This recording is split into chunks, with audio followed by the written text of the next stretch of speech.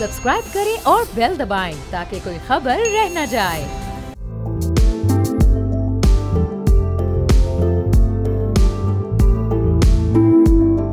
अस्सलाम वालेकुम, मैं और बाब जहांगीर, आप देख रहे हैं प्रोग्राम व्यापार। पाकिस्तान इस वक्त क्लाइमेट चेंज से सबसे ज़्यादा नुकसान उठा रहा है। पाकिस्तान का ग्रीन हाउस गैसेस के अखराज में हिस्सा 1% से भी कम है, लेकिन फिर भी पाकिस्तान सबसे ज़्यादा मुतासरा टॉप 10 ममालिक में शामिल है।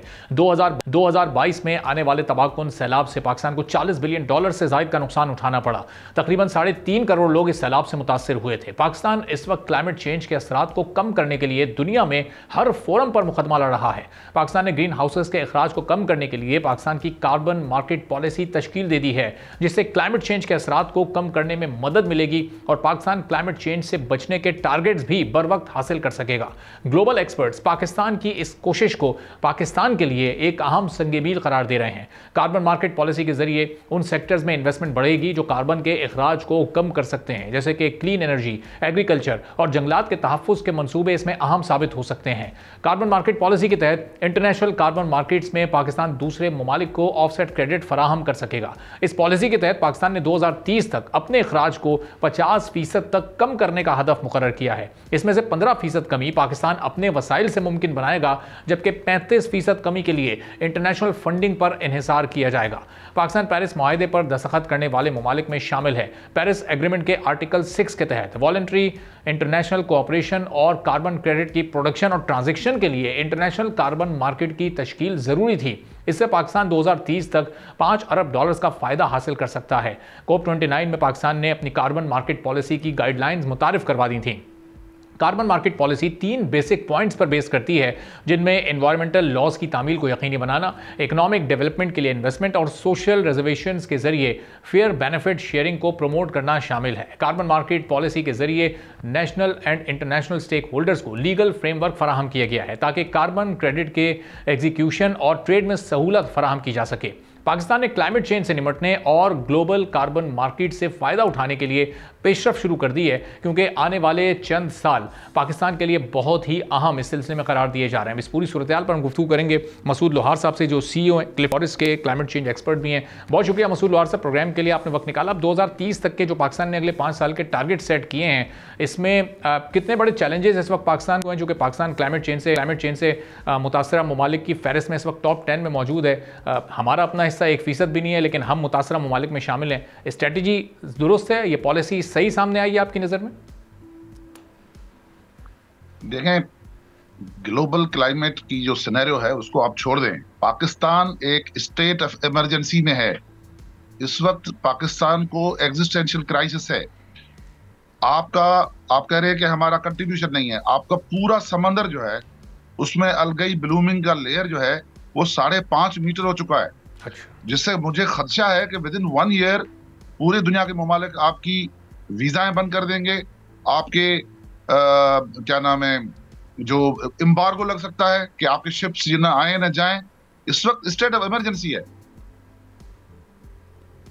अच्छा, तो आप ये बताइएगा कि ये इस एल्गाई को फिर रोका कैसे जा सकता है अगर ये सूरत हाल इतनी खतरनाक? 53 करोड़ गैलन सूरेज अनट्रीटेड समंदर में जा रहा है for last many years, decades. और अब जो सिचुएशन है वो आपको पसनी ग्वादर तक जो है सारा टेरिटोरियल वाटर जो है उसमें आपकी अलगई ब्लूमिंग का जो लेयर है वो 18 फीट तक है। अच्छा, यानी जो ट्रीटमेंट प्लांट्स हैं, मछली नहीं रहेगी। हाँ, ट्रीटमेंट प्लांट्स जो गैर फाल हैं उनको इस वक्त फाल करने की जरूरत है, या फिर कुछ नए ट्रीटमेंट प्लांट्स की भी जरूरत है इस वक्त हमें? जो ट्रीटमेंट प्लांट्स हैं वो चल ही नहीं रहे ना। कोई ट्रीटमेंट प्लांट नहीं चल रहा, कोई भी नहीं चल रहा। जो बने हुए हैं वो भी नहीं चल रहे हैं। तो अंडर कैपेसिटी है, लेकिन जो बने हुए हैं वो भी नहीं चल रहे। अच्छा, अगर वो पूरी तरह से फंक्शनल अगर हो जाते हैं मसूद साहब, तो कितना फर्क पड़ सकता है इसमें? तो भी कोई कुछ ना कुछ कंट्रीब्यूट होगा, कि कुछ ना कुछ बेहतर होगा। अच्छा, ये तो हुआ सिर्फ लिक्विड वेस्ट। आपका सॉलिड वेस्ट, आप नालों में जाएं, आप अपनी टीम को भेजें, लियारी वाला जो नाला है उसको देखें कि सॉलिड वेस्ट कैसे समंदर के अंदर जा रहा है, कैसे रहेगा काम भाई। सस्टेनेबल डेवलपमेंट गोल 14 की तहत ये टोटल वो है, वायोलेशन है। एम्बार्गो लग जाएगा और विद इन 1 ईयर, ये पाकिस्तानी जो भी मेरी बात सुन रहे हो नोट कर लो, विद इन 1 ईयर आपकी वीजाएं बंद हो जाएंगी, कहीं आपको नहीं छोड़ेंगे। aquatic पैरासाइट इरप्शन होगी पूरे मुल्क में। तो फिर जो कार्बन मार्केट पॉलिसी सामने आ रही है, जो एक मिनिस्ट्री हुकूमत की पूरी बनी हुई है एनवायरनमेंट की, उसमें जो कुछ काम हो रहा है उनकी इस वक्त, इसका मतलब ये तवज्जो जो आलूदा हो रहा है हमारा समंदर, या ट्रीटमेंट प्लांट्स नहीं चल रहे, तो इन पॉइंट्स पर, इन सारी चीज़ों पर इस वक्त उनका फोकस नहीं है आपकी नज़र में?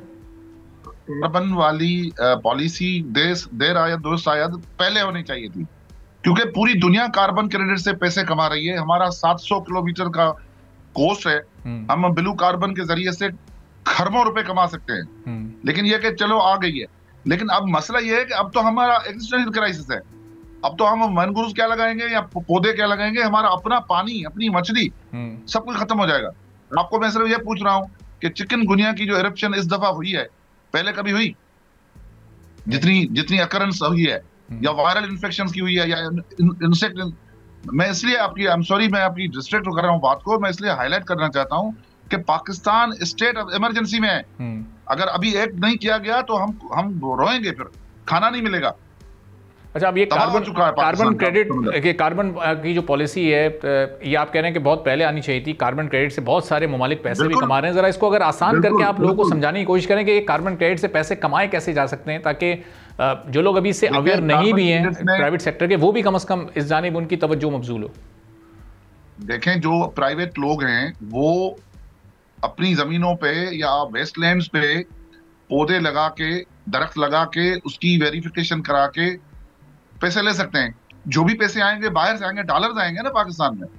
लेकिन ये पूरी दुनिया में हो रहा है, लेकिन अनफॉर्चुनेटली हमारे मुल्क में ये अभी तक स्ट्रीमलाइन नहीं हुआ। और जिस स्केल पे गवर्नमेंट को काम करना चाहिए, उस स्केल पे काम नहीं हो रहा। It is still too slow. और इसमें जो कार्बन पॉलिसी जो बनी है, इसमें अभी भी जो है फॉल्ट्स हैं, अभी भी उसमें गैप्स हैं जो फिल करने पड़ेंगे। सही। अच्छा, ये मसूद साहब, ये मखसूस कोई अपने कोई स्पेसिफिक पौधे होंगे या किसी भी तरह की प्लांटेशन करके और इसमें अपना हिस्सा डाला जा सकता है, और फिर इस प्लांटेशन के बाद का क्या प्रोसेस होता है? देखें, जो बेस्ड जो होता है वो तो ब्लू कार्बन, यानी कि जो मरीन इकोसिस्टम की जो चीजें हैं, जैसे सी वीड है और ये मैंग्रोव्स हैं या कोरल्स हैं। लेकिन ये कि और पौधे भी फायदेमंद हैं। लेकिन उसके अलावा एक और चीज है, पीटलैंड, वो तो मैंग्रोव से ज्यादा काम करती है। अब देखें, लियारी का अपना लाहौर में जो वो है रावी का 17 किलोमीटर का जो एक पैच है, वो पीटलैंड है। उसको अगर आप प्रॉपरली रिहेबिलिटेट कर दो तो लाहौर की तो एयर क्वालिटी बेहतर हो जाएगी, दिल्ली की भी हो जाएगी। अच्छा, इसी तरह जो है ये बोट बेसन वाली जो हमारा काला पानी है, ये भी पीटलैंड है। और उसके अलावा ये जो नहर ख़याम, ये भी पीटलैंड है। इसको रिहेबिलिटेट कर दें तो आपकी एयर क्वालिटी ठीक हो जाएगी, आप कार्बन क्रेडिट्स हासिल कर सकते हैं। अच्छा, अब ये प्लांटेशन की जो आप बात कर रहे हैं, ये सिर्फ कोस्टल बेल्ट पर ही होना ज़्यादा फायदेमंद है, या फिर शहर में किसी भी मकाम पर और कहीं भी कोई स्पेसिफिक एरिया में किया जा सकता है? देखिए, मैनग्रोव तो ज़्यादा कोस्टल बेल्ट में लगेंगे, लेकिन ये कि बाकी प्लांटेशन तो आप हर जगह कर सकते हो, पूरे मुल्क में कर सकते हो। पाकिस्तान का फॉरेस्ट कवर सिर्फ 1% है। वो वक्त आ रहा है जो खाना पकाने के लिए लकड़ी नहीं होगी, प्लास्टिक जलाएंगे लोग। और अगर थोड़े नंबर्स पर भी आप रोशनी डालें कि कितने बड़े एरिया में कितनी प्लांटेशन की, कितने नंबर ऑफ प्लांट्स की ज़रूरत पड़ेगी और उस पर कितनी इन्वेस्टमेंट आएगी, ताकि थोड़ा सा आइडिया हो सके लोगों को कि ये कार्बन क्रेडिट में अगर इन्वेस्ट करना है, उससे पैसे कमाने, तो उसके लिए इन्वेस्टमेंट कितनी दरकार होती है? ये तो मैं सारे 10 आपको इस तरह कैलकुलेट करके नहीं बता सकता। Pakistan is a big country, लेकिन मैं आपको सिर्फ ये एक मिसाल दे सकता हूँ कि जो आपका कोस्टल हाईवे है बलूचिस्तान का, ग्वादर तक, बल्कि तुर्बत तक, उसकी दोनों अतराफ में आप पौधे लगा सकते हो, जंगल उगा सकते हो। और ये मैं आपको चैलेंज दे रहा हूं, ये आप रिसोर्सेज दे, गवर्नमेंट सपोर्ट करे, मैं आपको करके देता हूं। अच्छा। और करोड़ों रुपए आप कमाओगे। न सिर्फ ये कि आपका फॉरेस्ट कवर बढ़ेगा, ग्रीनरी बढ़ेगी, इको टूरिज्म बढ़ेगी, बल्कि आप यूटिलाइज नहीं कर रहे, आप ओल्ड फैशन है, आपका पैराडाइम गलत है, आपका तरीकेकार और अप्रोच गलत है। हमने क्लिफ्टन अर्बन फॉरेस्ट में ये काम करके दिखा के साबित कर दिया है। इट इज पॉसिबल, स्टिल हम कर सकते हैं। नहीं तो 2027 तक सबसे बड़ी माइग्रेशन लाहौर से होगी। अच्छा। लोग सांस नहीं ले सकेंगे। तो मसूद, आपका अपना जो अर्बन फॉरेस्ट है, उसका क्या साइज है, उससे कितना फायदा हो रहा है, कार्बन क्रेडिट से क्या उसके थ्रू आप इस वक्त आगे एनवायरनमेंट में अपना रोल प्ले कर रहे हैं? हमारे पास है 7 लाख दरख्त, जिसमें 6 लाख मैंग्रोव्स हैं। हमारी daily 5 metric ton carbon dioxide यहाँ से सीक्वेस्टर होती है। और मैं क्लेम से कहता हूँ कि हमारे इस हम्बल एफर्ट की वजह से कराची की एयर क्वालिटी बेहतर हुई है। 5 metric ton daily carbon dioxide यहाँ से सीक्वेस्टर हो रही है।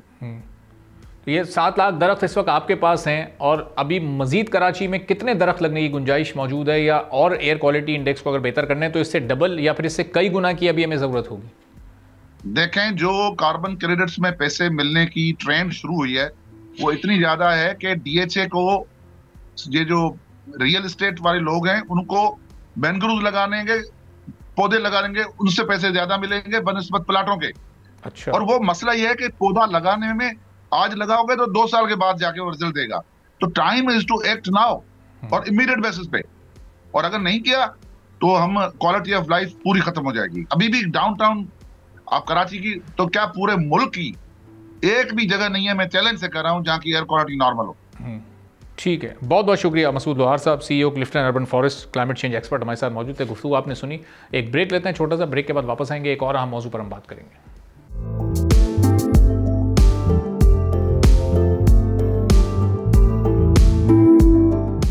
एक बार फिर आपको प्रोग्राम में खुशामदीद कहेंगे। हुकूमत की एक्सपोर्ट लेड इकोनॉमी की पॉलिसी मुसलसल नाकाम हो रही है, और इस नाकामी में सबसे ज़्यादा बढ़ती हुई इंपोर्ट्स का किरदार नुमाया है। इस वक्त मुल्क की मईशत इंपोर्ट लेड इकोनॉमी बन चुकी है, जिसकी वजह से ट्रेड डेफिसिट में नुमाया इजाफा हो रहा है। करंट फिस्कल ईयर के 7 माह के दौरान पाकिस्तान का 9 नेबरिंग कंट्रीज़ के साथ ट्रेड डेफिसिट 40.42% इजाफे के साथ अब बढ़कर 6 अरब 37 करोड़ 90 लाख डॉलर से तजावुज़ कर गया है, जो एक साल पहले 4 अरब 54 करोड़ 30 लाख डॉलर के आसपास था।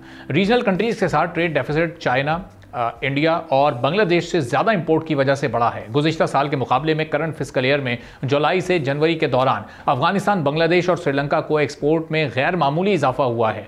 फिस्कल ईयर 2024 में इन ममालिक के साथ ट्रेड डेफिसिट 9 अरब 50 करोड़ डॉलर से ज़ायद रहा था। रवा माली साल के दौरान पाकिस्तान की 9 ममालिक, जिनमें Afghanistan, China, Bangladesh, Sri Lanka, India, Bharat, Iran, Nepal, Bhutan और मालदीव भी शामिल हैं, इन ममालिक को एक्सपोर्ट्स 5.91% इजाफे के साथ 2 अरब 67 करोड़ 30 लाख डॉलर से तजावुज़ कर गई है। रवा माली साल के 7 माह में पाकिस्तान की ग्रॉस एक्सपोर्ट 19 अरब 58 करोड़ डॉलर तक पहुंच गई हैं। इसी 7 माह के दौर में इंपोर्ट्स में 27% से ज़ायद का इजाफा हुआ है, जो एक्सपोर्ट के मुकाबले में 3 गुना ज़्यादा है।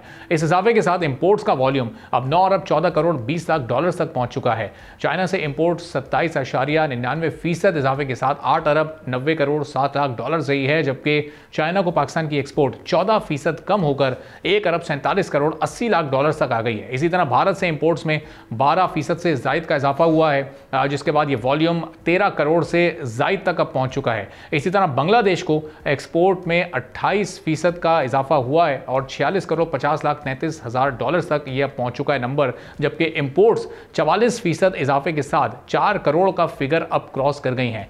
अब जो माहिरीन हैं वो क्या कह रहे हैं, ज़रा ये आपको बताते हैं। माहिरीन के मुताबिक लोकल इंडस्ट्रीज़ मुश्किलात का शिकार हैं, जिसकी वजह से मुल्की ग्रॉस प्रोडक्शन कम हो गई है और इंपोर्ट्स पर इन्हिसार बढ़ गया है। अगर इसी तरह ट्रेड डेफिसिट बढ़ता रहा तो मुल्क की इकॉनमी को हासिल इस्तेहकाम लॉन्ग टर्म के बजाय शॉर्ट टर्म भी हो सकता है। अब ये खदशात कितने संजीदा हैं और उसको आगे बेहतर कैसे करना होगा, इस पर हम गुफ्तगू करेंगे। मिर्ज़ा इख्तियार बेग साहब मेंबर हैं फाइनेंस कमेटी के, सनतकार हैं, पाकिस्तान पीपल्स पार्टी के MNA भी हैं। बहुत शुक्रिया मिर्ज़ा साहब, प्रोग्राम के लिए आपने वक्त निकाला। अब हम देख रहे हैं कि ट्रेड डेफिसिट जिसको बड़ी मुश्किल से पिछले चंद महीनों में कंट्रोल किया हुआ था, ये एकदम पिछले 7 माह में बढ़ा है, इस फिस्कल ईयर में बढ़ता जा रहा है। और अगर ये इसी तरह बढ़ता रहा तो हम अपनी एक्सपोर्ट को बढ़ाने का क्या पूरा फायदा हासिल कर सकेंगे? बिल्कुल नहीं कर सकेंगे। देखिए, हमारी एक्सपोर्ट अगर आप समझना चाहें तो इस तरह से समझें कि इंपोर्ट लेड ग्रोथ के पे हमारी इकोनॉमी चल रही है। हमारी एक्सपोर्ट इंपोर्ट बेस है, यानी हम बहुत सारी चीजें जो एक्सपोर्ट में यूज करते हैं, इसमें डाइज हैं, केमिकल्स हैं, रॉ मटेरियल है, पॉलिस्टर यार्न है, मेड फाइबर है, ये हम इंपोर्ट करना पड़ता है एक्सपोर्ट गुड्स बनाने के लिए। यहाँ तक तो बात सही थी, लेकिन इसका हमारी पूरी कोशिश ये होती है कि हमारा एक्सपोर्ट जो है वो ज्यादा हो और हमारी इंपोर्ट इन कंट्रीज से कम। जो रीजनल ममालिक हैं 10 जिनका नाम दिया, जिसमें इंडिया, बांग्लादेश, चाइना, श्रीलंका, अफगानिस्तान शामिल है, ये हमारे इमीडिएट नेबरिंग कंट्रीज हैं। लेकिन इत्तेफाक की बात आप ये देखें कि तमाम ममालिक में हमारी जो उनसे हम इंपोर्ट करते हैं वो बढ़ी है और उनको हम जो एक्सपोर्ट करते हैं वो कम हुई। और ये थोड़ी मोटी नहीं है, 40% जो है 7 महीने में बढ़ी है 6.4 बिलियन डॉलर, जो गुज़िश्ता 7 महीने में जुलाई से जनवरी 4.5 बिलियन डॉलर थी। ये इससे होगा क्या? इससे ये होगा कि आपके फॉरेन रिजर्व जो आप स्टेबल कंसोलिडेट कर रहे हैं, जो रिजर्व बढ़ रहे हैं, वो ड्रेन आउट हो जाएंगे। वो आपकी तिजारती खसारा की वजह से वहां चले जाएंगे। इंपोर्ट बिल जो इजाफी हुआ उसको पे करने में वहां ड्रेन आउट हो जाएंगे, और आपके जब ज़खायर कम होंगे तो रुपये के ऊपर प्रेशर आएगा। जब रुपये आपका फिर टूटेगा, आप 280, 281, 282 कहाँ पे भी खड़ा हो सकता है जाके। तो इनसे पहले तो ज़हन में ये रख लें कि तिजारती खसारा बढ़ने से रिजर्व कम होंगे, रुपये पे दबाव आएगा, और रुपये जब बढ़ेगा तो इम्पोर्टेड कॉस्ट आपकी बढ़ जाएगी। आपकी हर अशिया की इम्पोर्ट कॉस्ट बढ़ेगी और वो महंगाई का सबब बनेगी, अफरात-ए-ज़र में इजाफा करेगी। ये एक बात। दूसरी चीज ये है कि हम ये देखना है कि इन ममालिक से हम पहले भी इंपोर्ट करते थे। बांग्लादेश के फिगर को हम कंपेयर नहीं करेंगे क्योंकि वो हाल ही की फिगर है। पहले तो हमारी ट्रेड बांग्लादेश से तकरीबन काफी हद तक होल्ड ऑन थी, लेकिन अब बेहतर हुए। तो बांग्लादेश को हमने एक्सपोर्ट भी कर रहे हैं, टेक्सटाइल, डेनिम, और हम वहां से इम्पोर्ट भी कर रहे हैं। अफगानिस्तान में हमारे 27% अगर इम्पोर्ट बढ़ी है तो एक्सपोर्ट 14% बढ़ी है चाइना में ही। इसी तरह बांग्लादेश में 28% एक्सपोर्ट बढ़ी है तो इम्पोर्ट 44% बढ़ी है। यानी इसमें कोई रेटा ही नहीं है, इतनी ज्यादा इम्पोर्ट में इजाफा हुआ है। ये चीज मुझे खतर इससे ये नजर आ रहा है, खतरा कि ये रिजर्व को डिप्लीट करेगी और रुपये को जो आपके डॉलर के फॉर्म में है वो रुपये कमजोर होगा, डॉलर स्ट्रांग होगा क्योंकि डॉलर की डिमांड बढ़ जाएगी। तो अब मिर्जा ये बताइएगा कि ये इसको कंट्रोल कैसे करें? अभी जब उड़ान पाकिस्तान प्लान में 60 अरब डॉलर्स का एक टारगेट रखा गया तो उसमें हमने कोई इंपोर्ट का टारगेट तो सेट ही नहीं किया, हमने एक्सपोर्ट का तो टारगेट सेट कर लिया। लेकिन वो 60 अरब डॉलर्स की एक्सपोर्ट तक अगर पहुँचते पहुँचते अपने इंपोर्ट बिल को कोई 88 या 90 या 92 अरब डॉलर तक ले जाते हैं तो हमारा डेफिसिट तो वहीं पर खड़ा होगा। फिर हमें उस एक्सपोर्ट का तो कोई खातिर ख्वाह फ़ायदा ही नहीं होगा। फिर उस टारगेट पर पहुँचकर हम क्या अचीव कर सकेंगे? आपने बिल्कुल सही बात निकाली है। इससे हमने उन एक्सपोर्ट को अब बढ़ाना है जो इंपोर्ट बेस्ड नहीं है। टेक्सटाइल अगर आप बढ़ा रहे हैं तो आप हर चीज इंपोर्ट कर रहे हैं। कॉटन भी शॉर्टफॉल हो गई अब कॉटन भी हमें इंपोर्ट करनी पड़ रही है। कॉटन की क्रॉप 6-7 मिलियन बेल भी नहीं मिलेगी, जबकि 13 मिलियन बेल थी उससे 2 साल पहले। तो ये सब आप इंपोर्ट करेंगे तो आपका इंपोर्ट बिल बढ़ेगा, तिजारती खसारा बढ़ेगा, रिजर्व्स पे डिप्लीट्स होंगे, रुपये के ऊपर प्रेशर होगा। लेकिन अगर आईटी के ऊपर आप कंसंट्रेशन करें या एग्रीकल्चर की एक्सपोर्ट है, राइस है। अभी मैं स्टैंडिंग कमेटी ऑन कॉमर्स की मीटिंग भी अटेंड कर आ रहा हूँ। उसमें राइस पहले में 4 बिलियन डॉलर एक्सपोर्ट किया था, इस बार 5 बिलियन डॉलर का हम हदफ बात कर रहे हैं। लेकिन कुछ यूरोपियन ममालिक से शिकायतें आई हैं हैजर्ड रेसिड्यू कंटेंट्स पे, जो डीएपी के जरिए या फ्यूमिगेशन की वजह से चावलों रिकनेक्ट करते हैं मिर्जा साहब को। ज़रा बड़ी अहम बात करने जा रहे थे कि उन एक्सपोर्ट्स पर इस वक्त हमें फोकस करना पड़ेगा जो इंपोर्ट बेस्ड नहीं है, और उसमें ज़ाहिर है सबसे मेन फोकस इस वक्त हमारी हुकूमत का है भी इंफॉर्मेशन टेक्नोलॉजी यानी आईटी सेक्टर पर। फिर जो इस वक्त ज़राअत का शोबा है उसको फैसिलिटेट करने की बात की जा रही है ताकि उसमें अपनी प्रोडक्शन को बढ़ाया जा सके, अपनी एक्सपोर्ट्स में खातिर ख्वाह इजाफा किया जा सके। पिछले 1 से 1.5 साल में जो एक ग्रोथ हमें नज़र आई है राइस एक्सपोर्ट में, वो अपनी जगह पर मौजूद है। और मज़ीद जो हमारी इस वक्त मार्केट जिनको कैप्चर किया जाना है उस पर अभी हुकूमत काम कर भी रही है। लेकिन टेक्सटाइल का सेक्टर जो कि इंपोर्ट लेड सेक्टर है, जिसमें रॉ मटेरियल बड़ी मकदार में और बड़ी तादाद में इंपोर्ट किया जाता है, वो ज़ाहिर है बड़ी मुश्किलात से फिर दो चार हो जाएगा, चूँकि वहाँ पर कॉस्ट ऑफ डूइंग बिजनेस के भी इशूज़ हैं, वहाँ पर दीगर भी ऐसे इशूज़ हैं जो कि इस वक्त भी मौजूद हैं। एक छोटा सा ब्रेक लेते हैं, ब्रेक के बाद वापस आते हैं। मिर्ज़ा साहब हमारे साथ मौजूद होंगे, रिकनेक्ट उनको करेंगे और फिर मज़ीद गुफ्तगू करेंगे।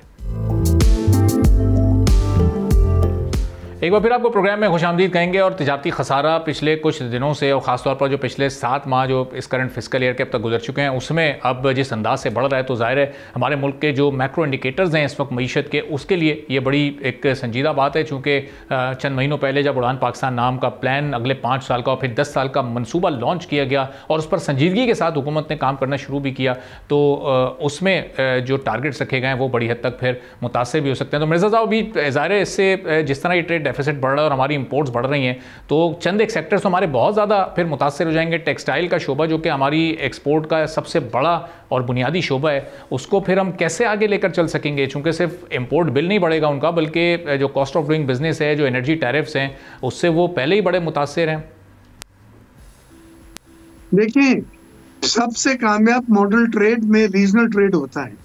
अगर आप दुनिया के मुख्तलिफ ममालिक का रीजनल ट्रेड का मवाजना करें तो आपने देखेंगे कि 60-70% वो ट्रेड आसपास के ममालिक के साथ होती है। अगर आप नाफ्टा का ले लें, जो अमेरिका, कनाडा और मैक्सिको है, 68% ट्रेड उनकी आपस की है।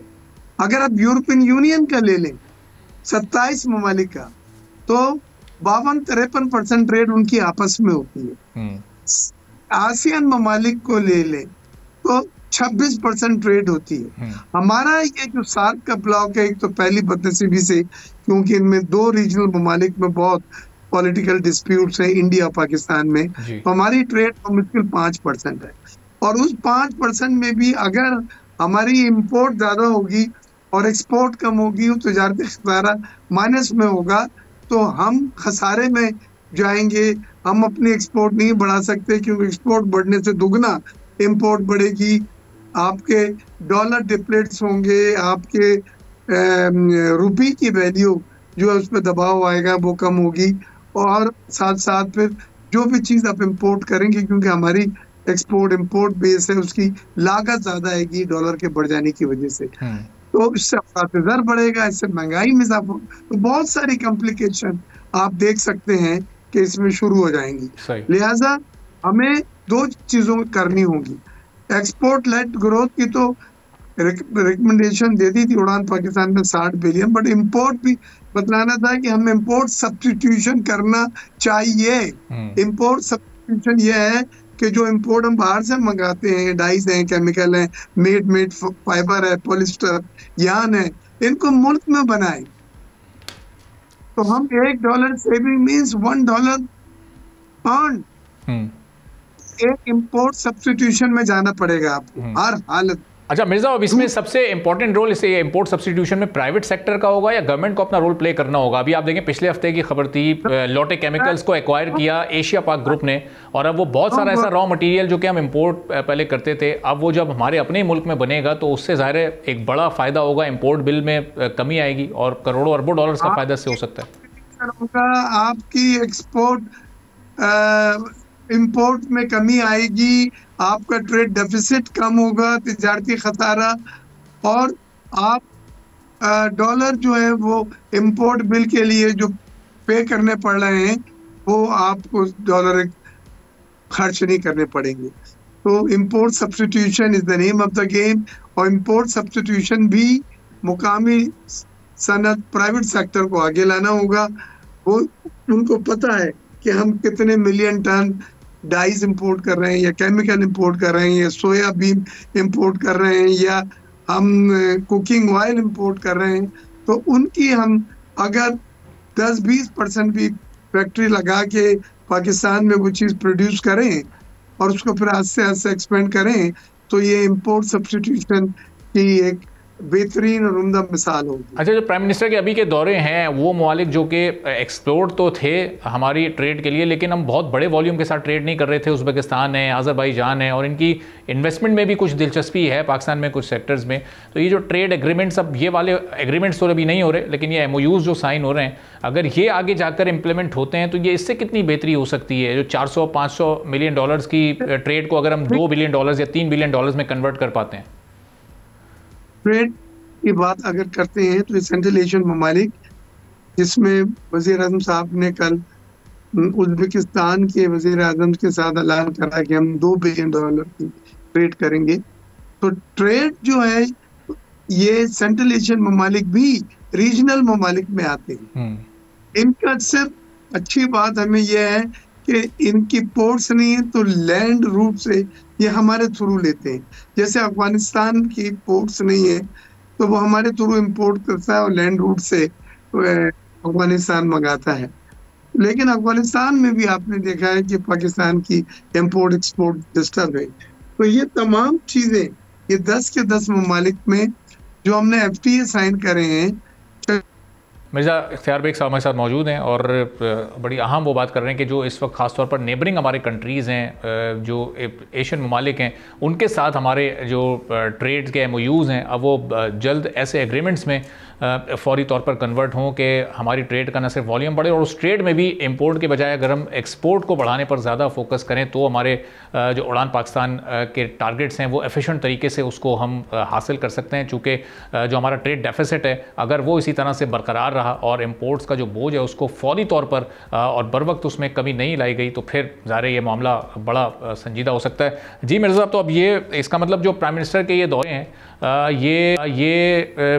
वही सूरत हाल है उसी को सामने रखते हुए किए जा रहे हैं जो उड़ान पाकिस्तान के टारगेट्स हैं, ताकि ये छोटे छोटे 2-2, 3-3 अरब डॉलर की भी अगर ट्रेड एग्रीमेंट्स मुख्तलिफ ममालिक के साथ होते हैं तो ये मिलकर हमें कोई 1 बिलियन कोई 10 अरब डॉलर या कोई 12 अरब डॉलर का इजाफा कम अज़ कम आने वाले दिनों में हमारी एक्सपोर्ट्स में या ट्रेड में ओवरऑल कर सकेंगे। जी कर सकेंगे, लेकिन आपने इनके साथ FTA साइन करें, रीजनल ममालिक के साथ PTA एग्रीमेंट साइन करें जिसमें ड्यूटी की मराद आप उनको दें, वो आपको ड्यूटी की मराद दें, लॉजिस्टिक सपोर्ट को इम्प्रूव करें। बाई रोड जाने के जो मेन मसला था वो अफगानिस्तान के रास्ते क्योंकि जाता है, वहाँ बड़ी कहावतें थी, वहाँ पे कंटेनर रुक जाते हैं और पेरिशेबल आइटम जिसमें फ्रूट सब्जियां हैं वो ज़ाया हो जाती हैं और एक्सपोर्टर को बहुत नुकसान पहुंचता है। तो ये सब चीज़ें हैं, उनको एड्रेस करके अगर आप चलेंगे तो रीजनल ट्रेड बढ़ाना सबसे आसान है, क्योंकि आपकी फ्रेट कॉस्ट और आपकी ट्रांजिट कॉस्ट सबसे कम। सही। और फिर मेरे साहब जो एक कॉस्ट ऑफ डूइंग बिजनेस का इशू हमारी अपनी इंडस्ट्री को इस वक्त लाहक है और वो डिमांड भी बार बार बिजनेस कम्युनिटी की गवर्नमेंट से रहती है, वो भी अब किसी हद तक हल करने की ज़रूरत है ताकि टेक्सटाइल और दीगर सेक्टर्स पर जो इस वक्त बोझ है टैरिफ्स का या एक महंगाई का, उसको भी कम से कम किसी हद तक कम किया जा सके। देखिए हमें ये कॉस्ट कम करनी पड़ेगी। अभी मैं जिस मीटिंग से आ रहा हूँ कॉमर्स की स्टैंडिंग कमेटी, उसमें चावल के एक्सपोर्ट पे जो टेस्ट लिए जाते हैं 13 या 17 टेस्ट होते हैं और उनकी बहुत बड़ी रकम देनी पड़ती है। तो वो चावल का एक्सपोर्टर आज आया था कि जी हम से कितनी जगह तो अफ्रीका में मांगते ही नहीं ये टेस्ट और आपने हमसे ये पाबंदियां की हुई हैं और फिर पैसे इतने ज्यादा ले रहे हैं एक टेस्ट के ऊपर। तो इसको ये एक्सपोर्ट को डिस्करेज कर रहा है। तो ईज ऑफ डूइंग बिजनेस को अगर आप बार बार ये लफ्ज इस्तेमाल करते हैं तो ये सब वो चीजें हैं जो बिजनेस में आपकी मुश्किलात पैदा कर रही है। अच्छा, ये टैक्सेस जो एक्सपोर्टर्स पर लगे ये वो टैक्सेस हैं जो कि इस हुकूमत ने पिछले बजट में लगाए, या क्योंकि एक्सपोर्टर्स पर तो 1% का फिक्स टैक्स हुआ करता था?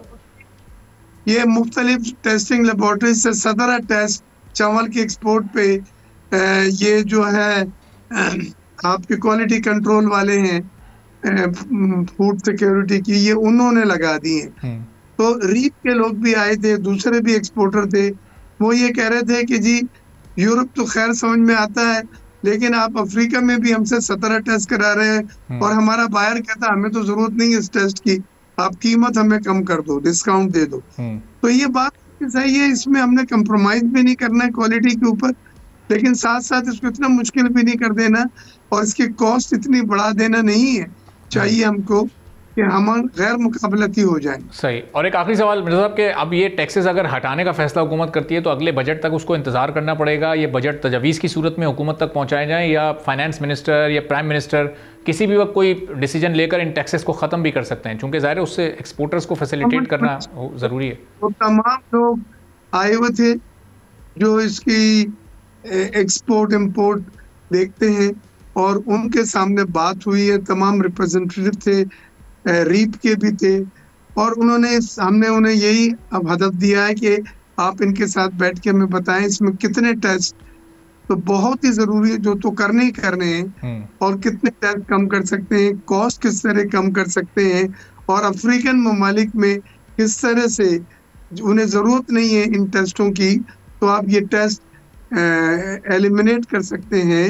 और मैंने उन्हें एक तज्जिया दिया और एक एडवाइस दी कि लुक अफ्रीका पॉलिसी आई थी मिनिस्ट्री ऑफ कॉमर्स की, जिसमें फ्रेट सब्सिडी अफ्रीका की शिपमेंट को दी जाती थी। तो अफ्रीका में हमारा ईरी का चावल जाता है और उसमें कॉस्ट वाला बहुत बढ़ के कंपटीशन ज्यादा बढ़ गया अफ्रीका में। तो वो फ्रेट सब्सिडी को दोबारा देखें, जो अफ्रीकन ममालिक के लिए लुक अफ्रीका पॉलिसी में ऐलान की गई थी, क्योंकि अफ्रीका के ज्यादातर ममालिक दूर है और उनकी फ्रेट ज्यादा है। ठीक है, बहुत बहुत शुक्रिया। बहुत शुक्रिया मिर्ज़ा इख्तियार बेग साहब, member finance committee for revenue, हमारे साथ मौजूद थे। गुफ्तगू आपने सुनी। इसी के साथ नाज़रीन आज के प्रोग्राम से इजाज़त दीजिए। अल्लाह हाफ़िज़।